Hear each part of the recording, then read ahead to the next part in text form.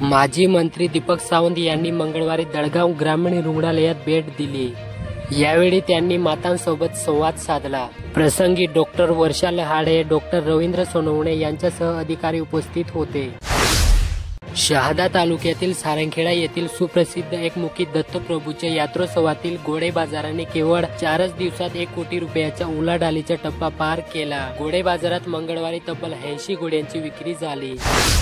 धुळे सुरत राष्ट्रीय महामार्गावर नवापूर शहरातील उंडाल पुलाजवळ गुजरात राज्यात कांदा येऊन जाणारा ट्रक उलटल्याची घटना सोमवारी मध्यरात्रीच्या दरम्यान घडली। या अपघातात चालकासह कांदा येऊन जाणारे 2 शेतकरी जखमी झाले। अपघातानंतर महामार्गावर कांदा पडून मोठे नुकसान झाले।